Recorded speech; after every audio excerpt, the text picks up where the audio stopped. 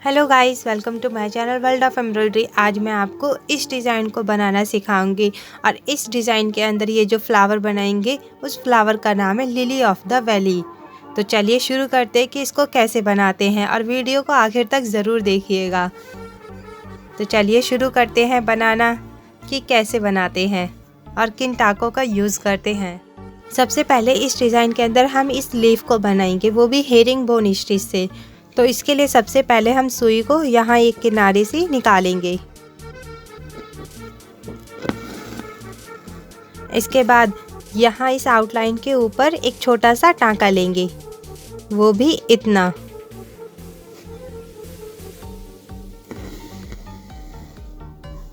फिर क्या करना है, इस धागे को ऐसे तिरछा लेना है, यानी कि अब हमें जो टांका लेना है वो यहाँ से ऐसे और इतना ही टांका लेंगे जितना वहाँ से लिया था, इतना।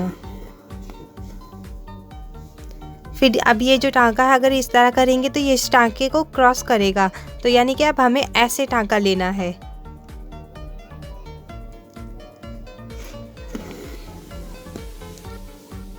फिर इस तरह यहाँ से ये फिर से ऐसे ही तिरछा लेना है।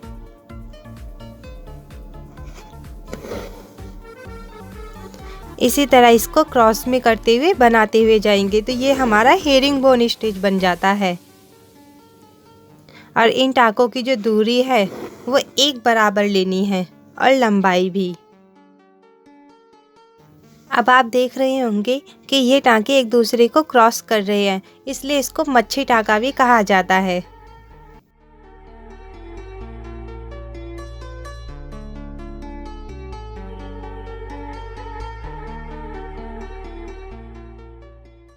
इस स्टिच से डिज़ाइन का जो पैटर्न है वो आसानी से भरा जा सकता है और जल्दी भी भरता है।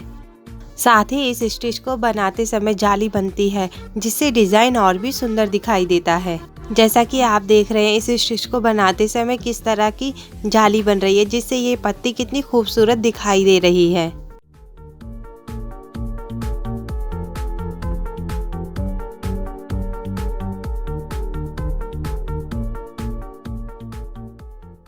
यहाँ सुई को नीचे ले जा करके धागे को बांध देंगे।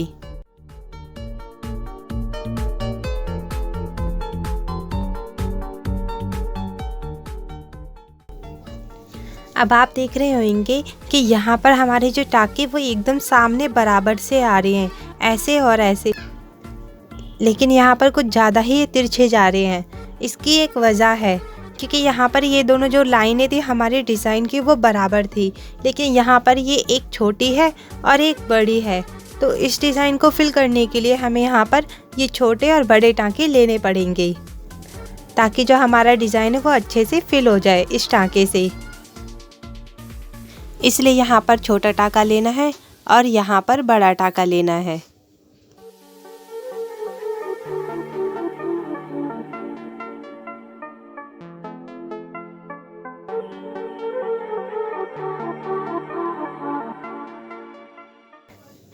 अब आप देख रहे हैं कि यहाँ पर ये जो टाँके हमारे लगभग बराबर से आ गए हैं, इस तरह छोटे बड़े टाँके लेने से, और डिज़ाइन भी अच्छे से फिल हो गया है।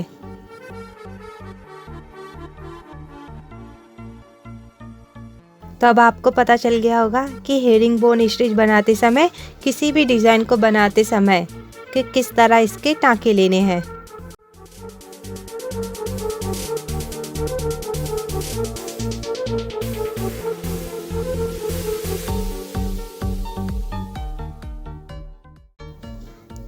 यहाँ धागे को नीचे ले जा करके क्लोज कर देंगे।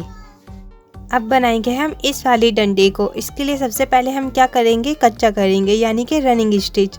तो सुई को सबसे पहले यहाँ से निकाल देंगे, फिर एक टांका लेंगे यहाँ से यहाँ तक, ऐसे। फिर जितनी लंबाई हमने इस टाँके की ली है इतनी ही लंबाई से सुई को निकाल देते, इतनी ही लंबाई से फिर हम और टाँके भी बनाएंगे। एक बराबर टाँके लेने हैं हमें। तो ये हमारा कहलाता है रनिंग स्टिच। और रनिंग स्टिच करने के लिए हमेशा पतली और लंबी सुई का इस्तेमाल करें।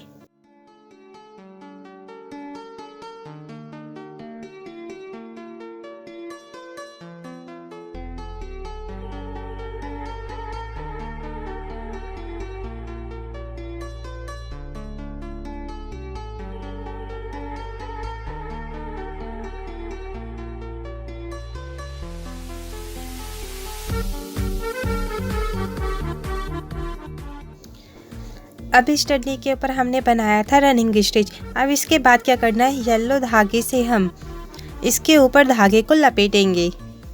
तो उसके लिए क्या करेंगे, हम इस वाले टाके के आधे में से सुई को निकालेंगे, यहाँ से ऐसे। फिर क्या करेंगे, राइट से लेफ्ट की तरफ धागे के नीचे से निकालना है धागे को, यहाँ ऐसे करके। जब तक हमने ये येलो धागा नहीं किया था, यानी कि सिर्फ रनिंग स्टिच किया था, ये सिर्फ कच्चा यानी कि रनिंग स्टिच था। जब हमने इस येलो धागे से इस तरीके का वर्क किया है, इस धागे को इस रनिंग स्टिच के ऊपर घुमाया है, तो ये बन जाता है हमारा weaved running stitch. Running stitch के ऊपर धागा घुमाते समय सिर्फ टाँके के नीचे से सुई को गुजारना है, कपड़े को नहीं लेना है। इसी बात का ख्याल रखना इस टाँके को बनाते समय। इस टाँके से हम किसी भी डिज़ाइन की आउटलाइन को बना सकते हैं, यहाँ तक कि फूल और पत्ती की डंडियों को भी। साथ ही इस टाँके को हम चाहे तो कंट्रास्ट कलर में भी बना सकते हैं, और या फिर एक ही रंग के डार्क और लाइट शेड को भी बना सकते हैं। यह दोनों तरीके से बनाया हुआ सुंदर दिखाई देता है। जब ये हमारी डंडी कंप्लीट होने को होगी, इसका जो हम आखिरी सिरा है उसको कैसे ख़त्म करेंगे। ये जो हमारा स्टिच है यहाँ तक, इसके आधे में से सुई को यहाँ से नीचे ले जाएंगे और वहाँ क्लोज कर देंगे, यानी कि बांध देंगे। अब इसके बाद क्या करेंगे, हमारी ये जो पत्ती बनी हुई है इसके हम आउटलाइन को करेंगे, और वो भी इसी येलो धागे से। और इस आउटलाइन के लिए हम क्या करेंगे, बैक स्टिच को बनाएंगे। यहाँ से ऐसे सुई को निकाला और यहाँ ऐसे इतनी दूरी तक सुई को नीचे ले गए। फिर इसके बाद जितनी लंबाई इस टाँके की है यहाँ से यहाँ तक, इतनी ही दूरी से फिर से निकालेंगे सुई को यहाँ से, और फिर यहाँ ऐसे नीचे वापस ले जाएंगे।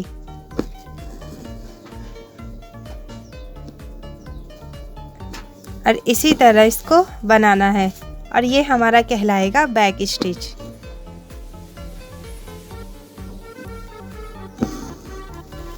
और चाहे तो आप इसको ऐसे भी बना सकते हैं, यहाँ से ऐसे सुई निकाल करके। ऐसे ये जल्दी बनता है, और ये आउटलाइन के ऊपर ही बनाना है।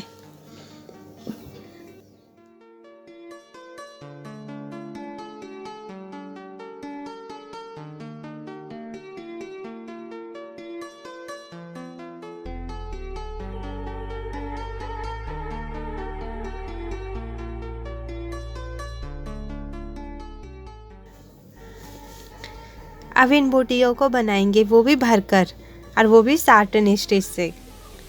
तो इसको भरने का एक अलग तरीका है। यहाँ से सुई को ऐसे निकालेंगे। अब क्या करेंगे, हम इसको हम ना ही ऐसे ऐसे भरेंगे और ना ही एकदम सीधा सीधा। सीधा भरने से हमारे ये टाँके वो ज़्यादा लंबे हो जाएंगे। तो हम जब इसको बनाएंगे तो तिरछे में भरेंगे इसको, तो वो देखने में भी ज़्यादा सुंदर लगेगा और ज़्यादा लंबे टाँके भी नहीं होंगे। तो इसको यहाँ से ऐसे तिरछे में टाँके को लेना है, और वो भी आउटलाइन के ऊपर।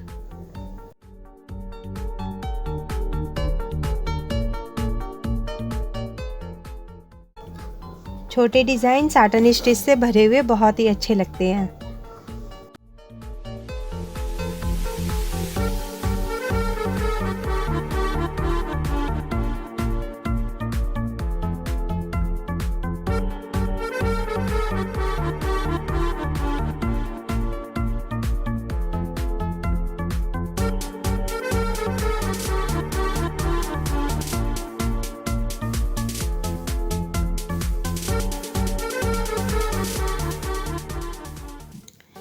इस फ्लावर को बनाएंगे अब इसके बाद। और इस फ्लावर को बनाने के लिए हमें चाहिए ये ऊन और एक ये वाली सुई, टेपेस्ट्री सुई, जिसका यूज़ जो है मैटी के कपड़े के ऊपर किया जाता है क्रॉस स्टिच के डिज़ाइन को बनाने के लिए।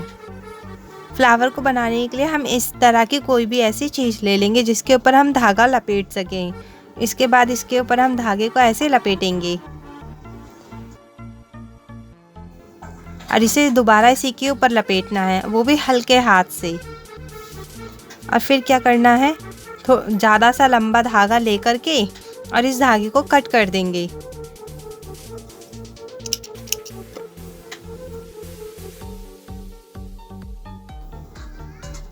और धागे को इतना लेना है कि हमारे इसके ऊपर ये जितने भी राउंड है वो पूरे के पूरे हो जाएं।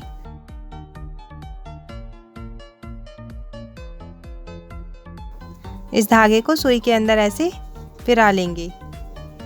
अब इसके बाद क्या करेंगे, इस सुई को हम यहाँ से इसके नीचे से ऐसे निकालेंगे और इस धागे को सुई के इस तरफ रखेंगे, राइट से लेफ्ट की तरफ, क्योंकि हमने धागे को ऐसे करके घुमाया है इस वजह से।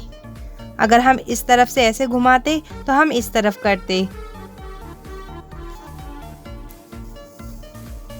ऐसे करके। कहने का मतलब ये, जिस भी दिशा में तुम धागे को घुमाओगे उसी दिशा में हमें धागे को सुई के नीचे लेना है। यहाँ से फिर से इसको नीचे से ऐसे सुई को निकाला, इस धागे को मैंने सुई के नीचे इसी दिशा के अंदर घुमाया है। बस इसी बात का ख्याल रखना। और इसी तरह इसको बनाएंगे। जैसे हमारे बटन होल या फिर काज स्टिच, ये सेम उसी तरीके से बनेगा। यहाँ से ऐसे।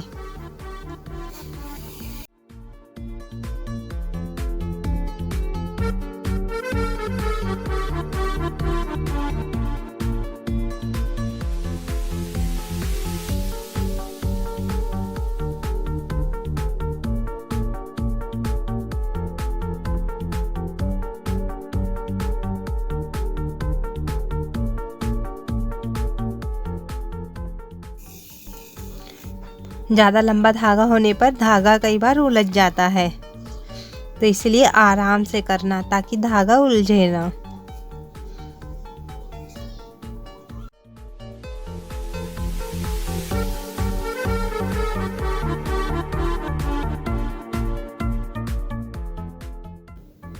इस धागे को इसके नीचे ऐसे दबा देंगे।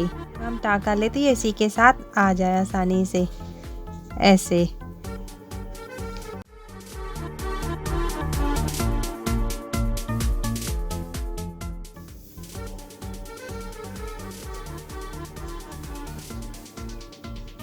इसी तरह इसको यहाँ से यहाँ तक ऐसे ही बनाएंगे।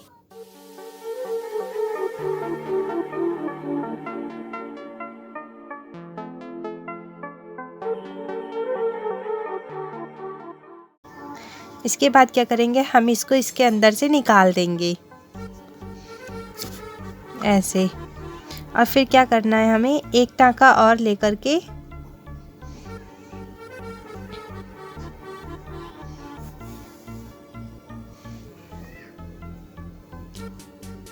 और ये जो हमारी पहली वाली जाली है उसके अंदर से इस सुई को ऐसे निकाल देंगे।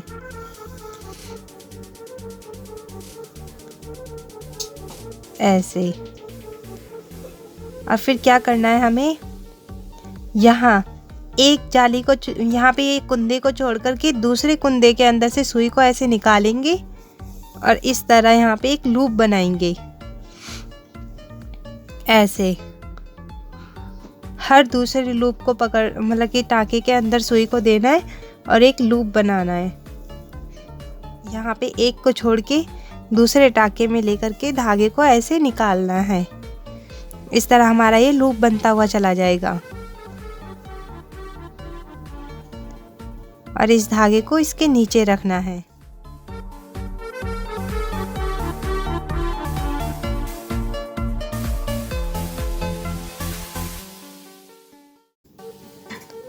यहाँ पर एक को छोड़ करके दूसरे को इसलिए कहा है क्योंकि हमें इस डिज़ाइन को जो है वो छोटा बनाना है, इसलिए एक को एक छोड़ करके बनाएंगे। अब यहाँ पर क्या करेंगे, यहाँ जहाँ हमारा सबसे पहला वाला लूप था उसके अंदर से ऐसे सुई को निकाल देंगे इसकी एंडिंग करने के लिए ऐसे।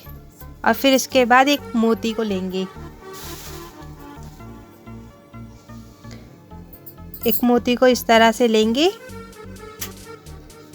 और यहाँ इसके बीचों बीच से ऐसे निकाल देंगे ऐसे। तो इस तरह ये हमारा ये lily of the valley flower बन करके तैयार है। अब इसको हम अपनी एम्ब्रॉयडरी के अंदर अटैच करेंगे। अब इसके बाद जहाँ इसे अटैच करना है वहाँ इसको ऐसे नीचे ले जाकर सुई को ऐसे लगा देंगे और इसको जितना हमें नीचे लूज़ रखना है उतना इसे लूज़ रखेंगे और नीचे ले जाकर के धागे को गांठ बांध देंगे।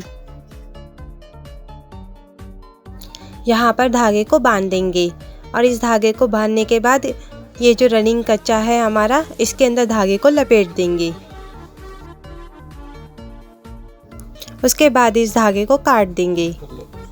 इस तरह हमारा ये फ्लावर बन करके रेडी हो जाएगा। अब ये हमारा डिज़ाइन तैयार है, lily of the valley flower. आपको ये कैसा लगा कमेंट करके ज़रूर बताएं। अगर आपको मेरा काम पसंद आए तो वीडियो को लाइक करें और शेयर करें। साथ ही चैनल को सब्सक्राइब करें ताकि आप मेरी आने वाली सभी वीडियोस को देख सकें और घंटी के निशान को दबाना ना भूलें। Thank you for watching my video.